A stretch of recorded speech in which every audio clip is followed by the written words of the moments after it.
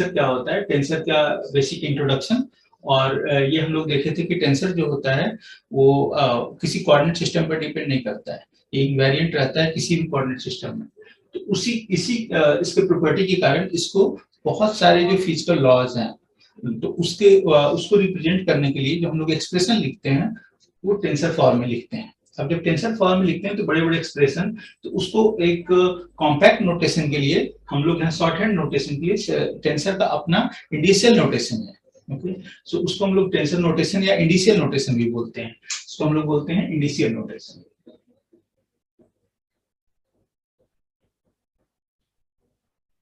इंडिशियल notation बोलते हैं। तो इसके इसके इसके तहत हम लोग क्या करते हैं कि कोई भी यदि सपोज करिए कि यदि हमारा कोई वेक्टर है ए, तो वेक्टर का जो कंपोनेंट होगा वो क्या होगा, इधर एक्स हम लोग देखें कि एक्स है, और इधर होता है ये हमारा एक्स हो जाएगा, और ये हमारा ए वाई हो जाएगा। ये भी हमारा आई है, ये आई है, ये जे है, और ये के, ये हमारा के है। तो क्या हो जाएगा, ये हो जाएगा आई जेड। तो इसको हम लोग लिखेंगे इधर, इधर ए जेड है। तो हम लोग स्टैंडर्ड वेक्टर नोटेशन क्या है, स्टैंडर्ड वेक्टर नोटेशन क्या है, A is equal to X I plus A Y J plus A Z के। ये हमारा स्टैंडर्ड वेक्टर नोटेशन है। इसको हम लोग बहुत कॉम्पैक्ट वे में भी लिख सकते हैं टेंसर नोटेशन में। इसको हम लोग बस लिख सकते हैं ए आई ई आई। तो इसके अकॉर्डिंग इसके एनालॉगस में हम लोग यहाँ पर एक बेसिस वेक्टर बनाते हैं, ई आई ई जे और ई के। इसको हम लोग बोलते हैं बेसिस वेक्टर। ये हमारा, इसको हम लोग बस ये टेंसर नोटेशन हम लोग सिंपल लिख सकते हैं ए आई, ये हमारा टेंसर नोटेशन है। तो ये देख सकते हैं हम लोग कि ये कितना कॉम्पैक्ट हो जाता है, इसमें हमें बस समेशन सिंबल भी लगाने का जरूरत नहीं है। अब यदि यहाँ पर कोई भी वेक्टर है, इसको यदि कोई वेक्टर हम लेते हैं, सपोज करिए फिर से कोई वेक्टर लेते हैं ए यहाँ पर, और इसको हम लोग लिख सकते हैं ए आई को further B I J C जे।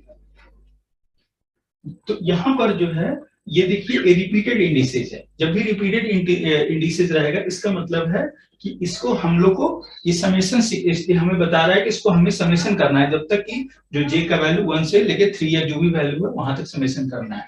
एक एग्जांपल के तहत हम लोग देखते हैं इसको कि कैसे है। जैसे a1 इसको हम लोग लिख सकते हैं a1 a2 a3, राइट। अब इसको हम लोग लिख सकते हैं b11 b12 b13 b21 b22 b23 b31 b32 b33, और इसको लिख सकते हैं c1 c2 c3। तो ये देख यहाँ हम लोग देखते हैं कि a1 क्या होगा, a1 होगा b11 c1 b12 c2 plus b13 c3। तो इसी तरीके से और भी हम लोग एक्सपैंड कर सकते हैं इसको। कि पूरे इस एक्सप्रेशन को हम लोग बट बहुत ही कॉम्पैक्ट वे में टेंसर नोटेशन में हम लोग ऐसे लिख सकते हैं, A I is equal to B I J C J. अब देखिए इसको जो हमारा लेफ्ट साइड में बस ये इसको हम लोग बोलते हैं फ्री इंडेक्स, फ्री इंडेक्स, और इसको बोलते हैं हम लोग जो रिपीट होता है इसको हम लोग बोलते हैं डमी इंडेक्स।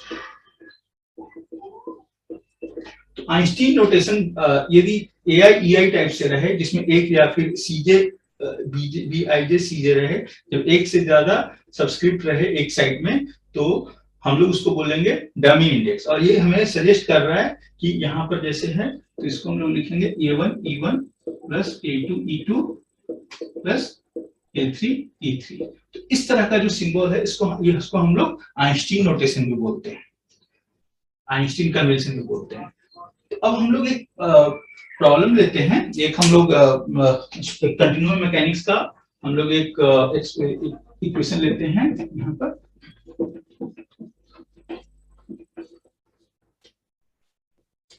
और उसके थ्रू हम लोग समझते हैं कि टेंसर नोटेशन को कैसे लिखते हैं, तो टेंसर नोटेशन कैसे यूज करते हैं। जैसे हम लोग इक्विलिब्रियम इक्वेशन लिखते हैं,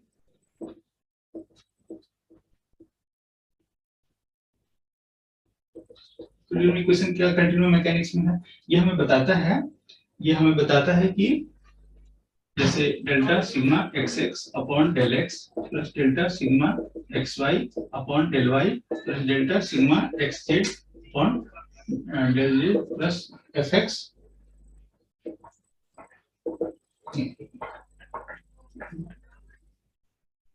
is equal to rho upon dt square. Similarly हम लोग लिख सकते हैं delta sigma y x upon delta x plus delta sigma y y upon delta Y plus delta sigma y z upon delta z plus f y is equal to rho delta u y upon delta t square. और हम लोग लिख सकते हैं delta sigma z x upon del x plus delta sigma z y upon del y plus delta sigma z z upon del z plus f z equal to rho delta u z upon del t square. अब ये इतना जो expression है इसको हम लोग बहुत short form में लिख सकते हैं। इसको हम लोग लिख सकते हैं sigma i j comma J plus f i is equal to rho q. देखिए कितना शॉर्ट नोटेशन है ये, इससे हमें कितना बेनिफिट हो रहा है। ये इतने बड़े एक्सप्रेशन को हम लोग बस ऐसे लिख सकते हैं। यहाँ पर ये सिग्मा क्या है, ये हमारा ये स्ट्रेस कंपोनेंट है और एफ आई क्या है, ये बॉडी फोर्स है और यहाँ पर रो है डेंसिटी है मटेरियल का, यू क्या है डिस्प्लेसमेंट वेक्टर है। तो इसको हम लोग बहुत शॉर्ट नोटेशन में ये इसको टेंसर नोटेशन से हम लोग देखिए कितना कॉम्पैक्ट में लिखते हैं। एक और हम लोग लिखते हैं इक्वेशन यहाँ पर जैसे स्ट्रेन डिस्प्लेसमेंट, ये क्या है इसमें हम लोग लिखते हैं delta u x upon plus delta u y upon del x. Similarly x z क्या होगा half of delta u u x upon delta z plus delta u z upon delta x. Y z क्या होगा half of delta u y upon del z plus half u del z upon del x. And तीन ये तो share component हो गया ये strain के, और तीन नॉर्मल कंपोनेंट भी है, वो क्या है u x upon del x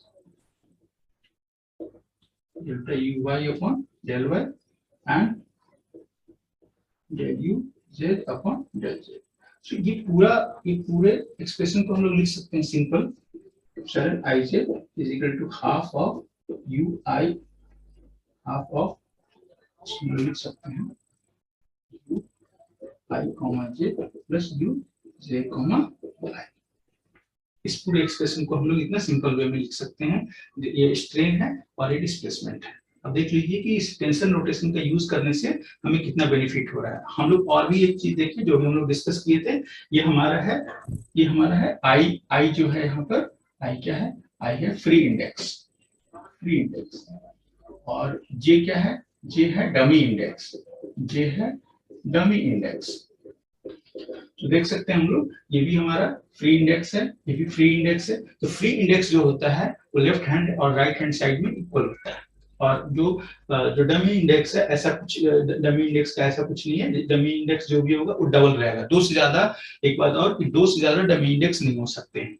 तो यहाँ पर एक टर्म है। अब यहाँ पर देखिए आई और जे ये दोनों क्या है फ्री इंडेक्स है, क्योंकि इस साइड भी है और इस साइड भी है। तो ये यहाँ पर फ्री इंडेक्स है और यहाँ पर ये जे डमी इंडेक्स है। उसके बाद हम लोग आगे चलते हैं और कुछ और इसके हम लोग देखते हैं कि किसका क्या यूज करते हैं, कहां पर इसका टेंसर नोटेशन को यूज करते हैं।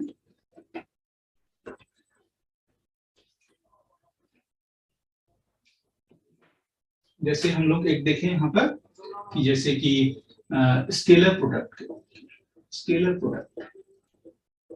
दो वेक्टर है, उसका स्केलर प्रोडक्ट में हम लोग कैसे यूज करेंगे। जैसे हमारा वेक्टर ए है, ए को हम लोग लिख सकते हैं ए आई ई आई, और बी को लिख सकते हैं बी जे ई। तो हम लोग डिफाइन करेंगे पहले यहाँ पर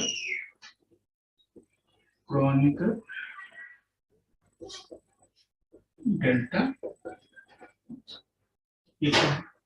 तो क्रॉनिकल डेल्टा फंक्शन डिफाइन करेंगे, del i j is equal to 1 if I is equal to j and 0 if I is not equal to j। तो ये क्रॉनिकल डेल्टा फंक्शन है। अब इसी तरीके से हम लोग यहाँ पर देखें कि इसका यूज कैसे करते हैं। इसको हम लोग, तो ये डॉट बी ए दी है, ये डॉट बी है, इसको क्या लिख सकते हैं, ए आई ई आई। ई आई क्या है, हमारा बेसिस वेक्टर ई आई, और ये हो गया हमारा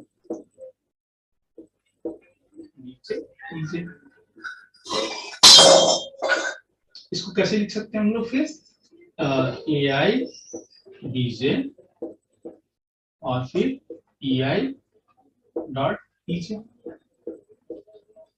अब देखिए ये जो ई आई डॉट ई जे है, इसको यही हमारा, इसी को हम डिफाइन कर रहे हैं, ई आई डॉट ई जे को ही हम लोग डिफाइन कर रहे हैं डेल्टा आई जे। ओके, तो हम लोग ये चेक कर सकते हैं कि जब दोनों आई और जे इक्वल होगा तो क्या होगा, डेल आई आई 1 होगा, और ये जब आई और जे जब ये अलग होंगे तो क्या होगा, जैसे E1 और E2 रहेगा तो ये क्या होगा, वैल्यू 0 होगा, क्योंकि दोनों 90 डिग्री पर है। तो इस तरीके से हम लोग इसको लिख सकते हैं, A I B J delta आई जे। हम लोग इसको बाद में देखेंगे, हम लोग इसको ऐसे भी समझ सकते हैं, डेल्टा आई जे को हम लोग लिख सकते हैं डेल्टा एक्स आई अपॉन डेल्टा एक्स। सो वो अभी और भी हम लोग जब आगे हम लोग डिस्कस करेंगे तो इस तरह का हम लोग देखेंगे। इसके अलावा एक है अब है वेक्टर प्रोडक्ट। वेक्टर प्रोडक्ट में हम लोग, वेक्टर प्रोडक्ट में भी बड़े बड़े एक्सप्रेशन को हम लोग बहुत सिंपल वे में लिख सकते हैं टेंसर नोटेशन का यूज करके। उसमें कैसे है, जैसे ये है हमारा सबसे पहले उसमें डिफाइन करेंगे परम्यूटेशन सिंबल। इसको हम लोग जैसे एप्सिलॉन आई जे के, इसका मतलब क्या होता है, यदि हमारा इसका वैल्यू 1 होगा, इफ यहाँ पर जैसे ये 1 है और ये 2 है और ये 3 है, साइक्लिक है, 2 है और 3 है, साइक्लिक है। यदि 1 से 2, जैसे यहाँ पर देखें 1 2 3 है तो 1 होगा, उसी तरीके से 2 3 2 3 1 होगा, 2 3 1 भी 1 होगा, और एप्सिलॉन 3 1 2 ये सारे 1 होंगे यदि साइक्लिक है। और यदि हम देखें उल्टा चलते हैं, यदि 3 2 1 लिखेंगे तो -1 होगा, सिमिलरली 2 1 3 होगा, ये भी -1 होगा। इस तरीके से हम लोग इसको डिफाइन कर सकते हैं परम्यूटेशन सिंबल को, और देखेंगे कैसे ये हमारे लिए ये हेल्पफुल है वेक्टर प्रोडक्ट में। और इसी तरीके से जैसे epsilon 1 1 2 is equal to epsilon 2 2 3 या जो भी है, इस तरह का यदि रिपीटेड है तो ये वैल्यू हमारा 0 बन जाएगा जब भी रिपीटेड होगा। तो इस तरीके से हम लोग कोई यदि वेक्टर है यहाँ पर a क्रॉस b, तो उसको हम लोग लिख सकते हैं जैसे ए आई बी जे, जैसे कोई वेक्टर है ए आई और ये है ए आई बी जे, और इसको हम लोग ए लिख सकते हैं यहाँ पर, जैसे देखो यहाँ पर ए आई और ए आई ई आई, और ये है हमारा क्रॉस बी जे ए आई बी जे। तो ये तो हमारा स्केलर है, ये तो बाहर आ जाएगा, क्या बच जाएगा हमारे ई आई क्रॉस ई जे। अब इस तरह का जो भी ई आई क्रॉस ई जे है, ये ई आई क्रॉस ई जे, इसको हम लोग लिख सकते हैं आई जे के,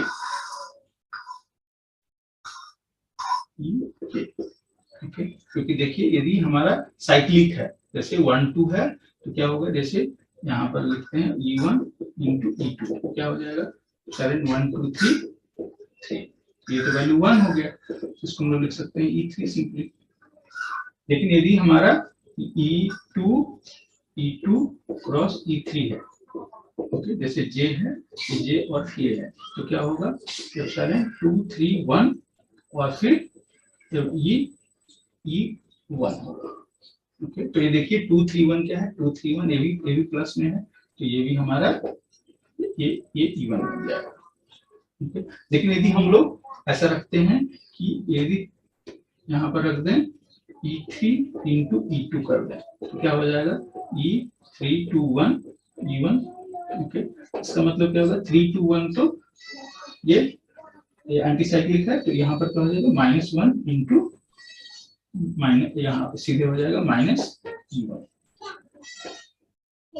इस तरीके से ये काफी शॉर्ट हैंड नोटेशन हो जाता है, और यहाँ पर हम लोग लिख सकते हैं इस चीज को AI BJ एप्सिलॉन IJK और EK।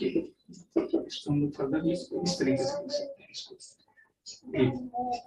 IJK AI BJ EK।